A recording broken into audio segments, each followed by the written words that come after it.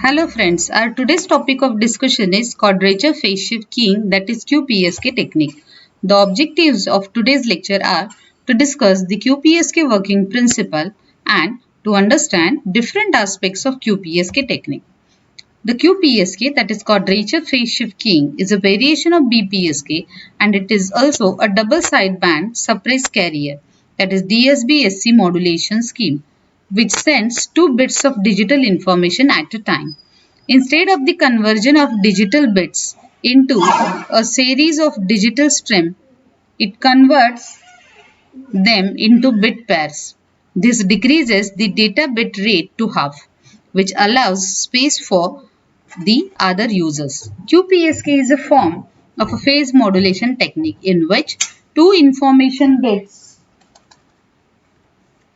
are modulated at once, selecting one of the four possible carrier phase shift states.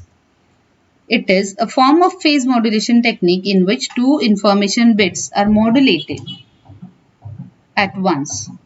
Recall that in binary PSK, that is BPSK, the changes in the logic levels causes the BPSK signals phase to change. It does so by 180 degree.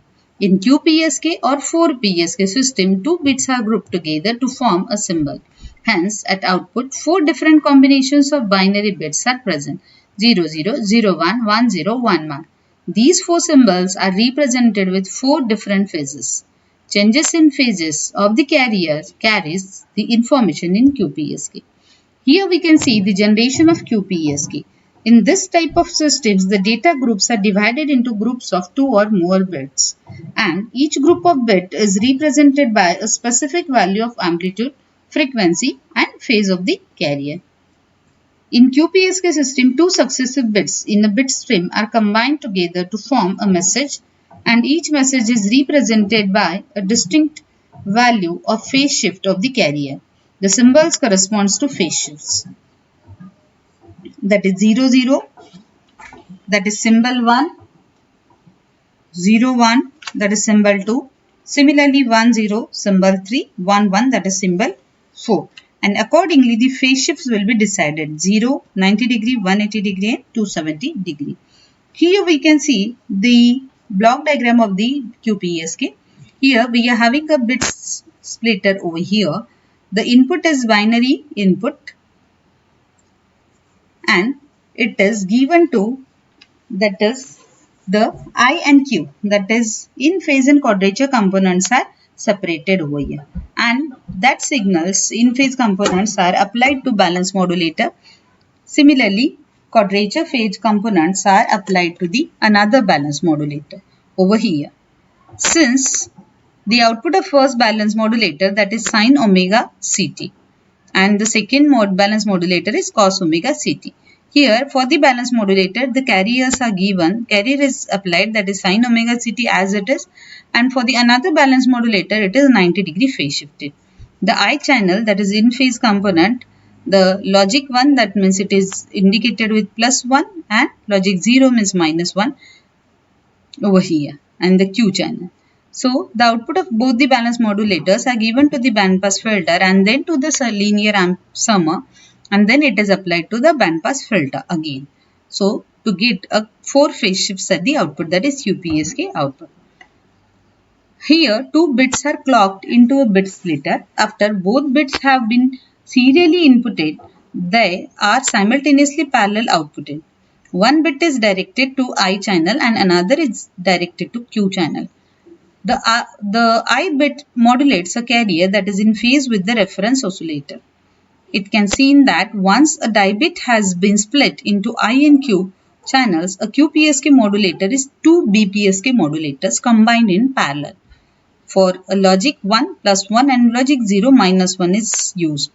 Two phases are possible at the output of the I balance modulator, and two phases are possible at the output of the Q balance modulator, that is plus minus cos omega Ct. When the linear summer combines the two quadrature signals, there are four possible phases: plus sin omega Ct plus cos omega Ct plus sin omega Ct minus cos omega Ct minus sin omega ct plus cos omega ct, and the last there is minus sin omega ct minus cos omega.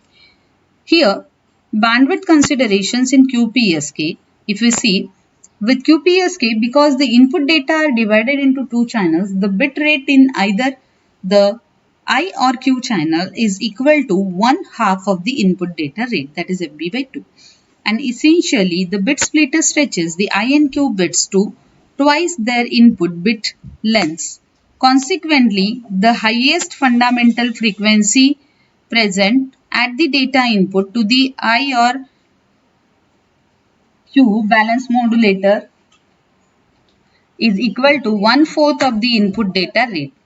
As a result, the output of the I and Q balance modulators requires a minimum double-sided Nyquist bandwidth equal to 1/2 of the incoming bit rate. Now, this is the block diagram for the QPSK receiver. Here, bandpass filter is used. Again, power splitters are used so that again we can split our signals, that is I and Q channel over here, and then product detectors are used.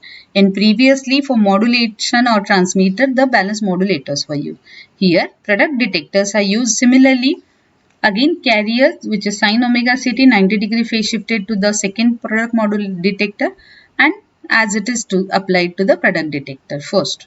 Then the low pass filters are used so that we will be getting minus half voltage for logic 0 and plus half voltage for the logic 1, and depending on this and using the clock recovery circuit, we can receive or we can recover our binary data as it is. The carrier recovery circuit reproduces the original transmit carrier oscillator signal. The QPSK signal is demodulated in I and Q product detectors, which generate the original I and Q data bits. The incoming QPSK signal may be any one of the four possible output phases over here. The receiver QPSK signal sin omega ct, minus sin omega ct and cos omega ct is one of the input to the I product detector. Here we can see there is minus sin omega ct plus cos omega ct, that is QPSK input signal, into carrier, that is sin omega ct.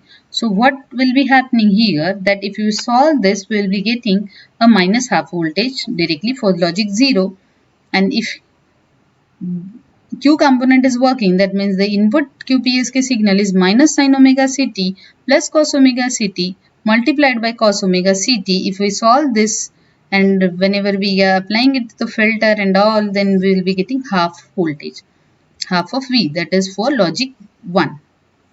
So we can definitely recover our signal back with the help of this. Now this is the QPSK modulator truth table. As we have seen, that is for binary input I and Q 0, 0, 0, 1, 1, 0, 1, 1. For all the cases, we can see the phase shifts over here, plus minus 45 degree and plus minus 135 degree. And accordingly, we can observe the phasor diagram for the same. That is on x-axis, we are having sin omega ct component, obviously.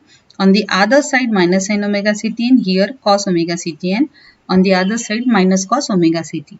Now, for the component, if the signal is, for example, 0, 0, that is minus cos omega ct minus sin omega ct, that means sin omega ct minus 135 degree phase shift will be generated. We can observe similarly for 0, 1, that is minus 45 degree, for 1, 1 plus 45 degree, and for 1, 0, 135 degree as per the truth table.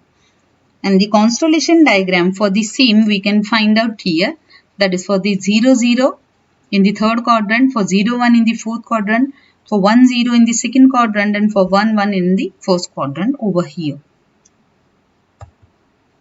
The output phase versus time relationship for the QPSK signal. Here we can find out, that is for the die bit input, that is for 1, 0. The plus 135 degree phase shift we will be getting, the waveform will be look like this. Then for 0, 1, as per the truth table, the phase shift is minus 45 degree and the waveform will look like this. So it will be starting at this point. Similarly, for 1, 1 and for 0, 0, we are getting 4 phase shifts over here in the QPSK signal. The advantages of the QPSK are better noise immunity, effective utilization of available spectrum as 2 bits per symbols are transmitted. Error probability is also low over here. Disadvantages: generation and detection is complicated. We can see number of blocks are used, number of devices are used. Then blitz splitting is required over here. Number of multipliers, number of modulators, product detectors are required over here. So the circuit is very complex. It is not power efficient shift keying technique compared to other techniques. And the last thing, that is applications of the QPSK. It is used in satellite communication, various cellular wire standards like CDMA 802.11, wireless LAN, then cable TV. So these are the advantages, disadvantages and applications of QPSK, that is quadrature phase shift keying. So in today's lecture we observe the generation of QPSK, detection of QPSK, waveforms of QPSK, then the signal space representation of the same, and last, that is advantages, disadvantages and applications. Thank you.